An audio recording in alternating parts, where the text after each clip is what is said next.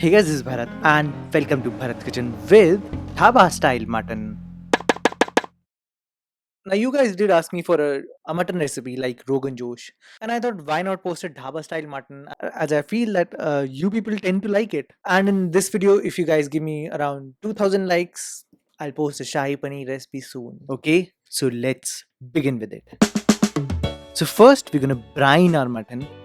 That is just to keep it in a salt water solution for some time. So in my bowl, I'm gonna add some water and lots of salt and just add the mutton as well and let it rest for about 30 minutes to 1 hour. After about 30 minutes, make sure you get rid of all the salty water and now let's marinate the mutton.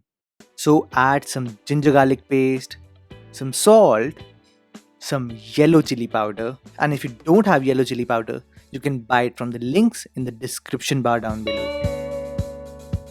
Finally, add some Kashmiri red chili powder or degi mirch and mix everything together and let this mutton marinate rest for about 30 minutes to 1 hour. Now, generally, if you've noticed in my Dhaba style series, I've taken a combination of onion, tomato, and yogurt in which their proportion is 1 is to 1 is to 1. But in the case of mutton, it just loves onion. So that's why I've taken a combination of 2 is to 1 is to 1. So similar to my previous Dhaba style recipe, I have chopped the onions really very fine, grated the tomatoes as I don't want to use a mixer grinder, and grating also ensures that there is no tomato skin in my gravy. Further, make sure you strain the yogurt, and if you don't strain the yogurt, it will split as soon as it hits the pan. So now my whole spice mix combination is exactly same as the Dhaba style chicken or Dhaba style paneer recipe. So you can refer to those or it'll be written on my website, so don't worry about it. But my ground spice mix combination is a bit different.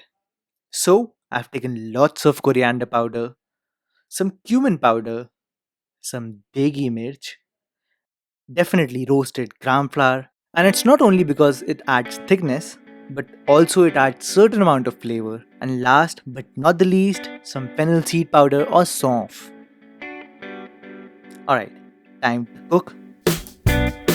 But in case of mutton, make sure you use a deep open mouth utensil which has a thick bottom and a proper lid. This will really help the mutton to cook properly and release its flavor. So first, on a low heat, I'm gonna dry roast my whole spice mix combination for about 2-3 minutes, or you start to smell a little earthy note of spices. Now remember, for every 100 grams of mutton, you need about 20 grams of fat, and to really enhance the flavors, please use saturated fat. Fats like ghee or butter. Just make sure whenever you melt the butter, the flame is very low. Now, before we move further, I want to tell you that cooked butter or bhuna hua makhan always has a different taste than uncooked melted butter. I'll tell you more about this when we'll discuss makhni gravies like butter chicken, shahi paneer. But for now, when you smell a nutty note from the butter, add in the finely chopped onions. And unlike my dhaba style recipes, you don't have to cook them all the way. Just caramelize them or brown them until they are about 80% done.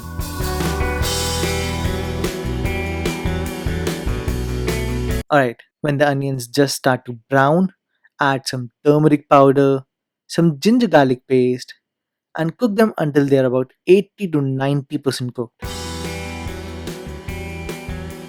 You see, they are brown but not very brown. So at this point, turn your flame to high and add in the marinated mutton pieces and cook them for about 5 to 10 minutes.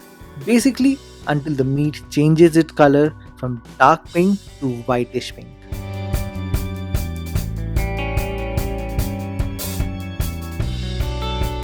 And when you achieve this, turn the flame to very low, cover the pot with a lid, and let the mutton roast and release its juices for about 5 to 7 minutes. Trust me, you don't need to add any water right now. And after 7 minutes, you can see that the mutton has released a lot of moisture.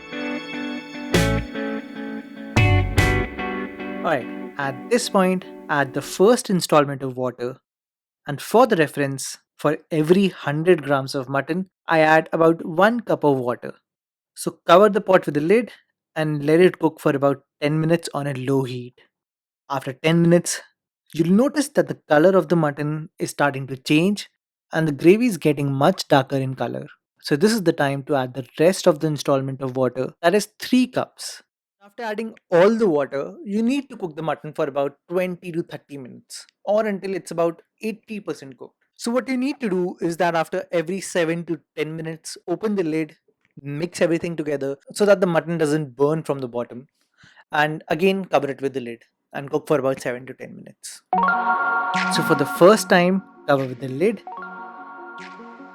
then open the lid, mix everything together, cover the lid again and let it cook for about 7 to 10 minutes again.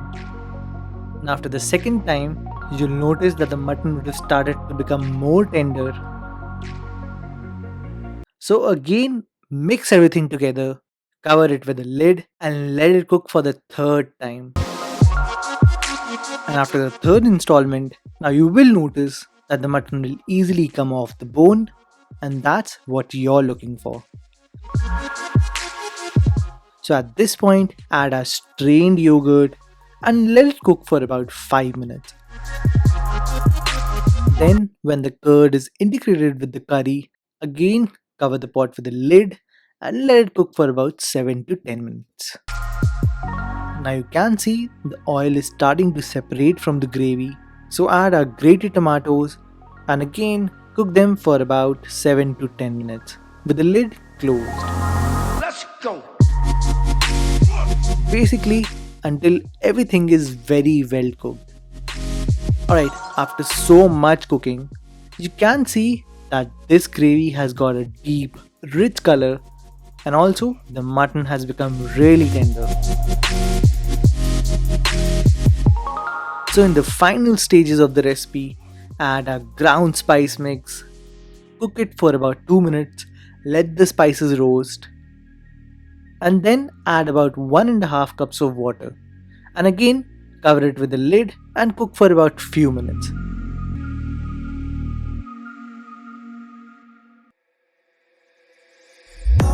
And the last thing that you need to add is some garam masala and some kasuri methi.